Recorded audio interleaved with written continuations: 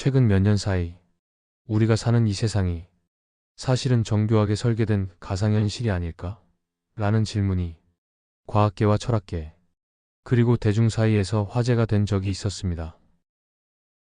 이 논의는 인공지능과 가상현실 기술의 급격한 발전 속에서 자연스럽게 제기되었으며, 일론 머스크와 같은 유명 인사들이 공개적으로 시뮬레이션 이론을 지지하면서 더욱 큰 관심을 받게 되었습니다. 과연 우리는 시뮬레이션 속에 살고 있는 걸까요?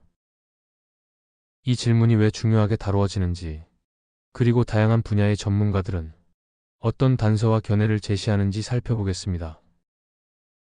먼저 시뮬레이션 이론이 제기된 이유와 단서들을 알아보겠습니다. 이 질문의 핵심에는 스웨덴 철학자 닉 보스트롬의 시뮬레이션 논증이 있습니다.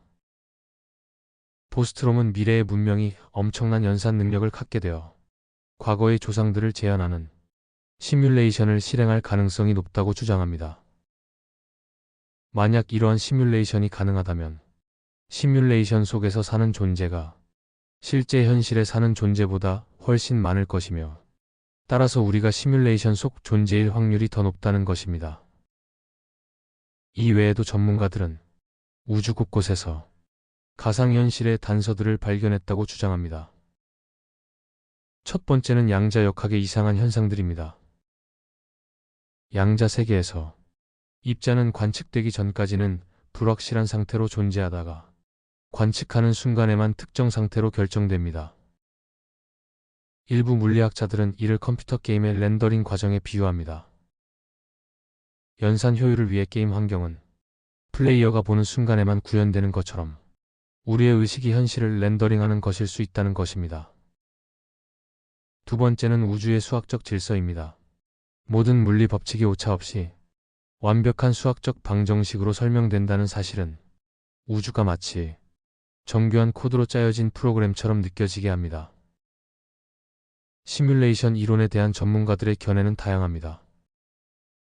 기술 전문가들은 가상현실 기술의 발전 속도가 이 이론을 뒷받침한다고 봅니다. 일론 머스크는 이러한 기술 발전이 곧 현실과 구별할 수 없는 가상 세계를 만들 것이라고 예측합니다. 물리학자들은 양자역학의 원리를 통해 우주의 본질이 우리가 생각하는 것보다 훨씬 유동적이라는 것을 발견합니다.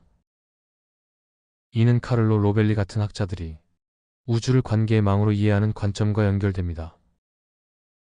종교와 철학에서는 이미 오래전부터 물리적 현실이 허상일 수 있다는 가르침이 있었습니다. 불교의 색즉시공이나 공사상은 모든 것이 고정된 실체 없이 비어있음을 의미하며, 힌두교에서는 물질 세계를 마야, 즉 환영이나 환상으로 보기도 합니다. 이러한 종교적 관점은 시뮬레이션 이론이 제기하는 현실의 비실체성과 일맥상통하는 부분이 있습니다. 물론 시뮬레이션 이론에 대한 강력한 반대 의견도 존재합니다.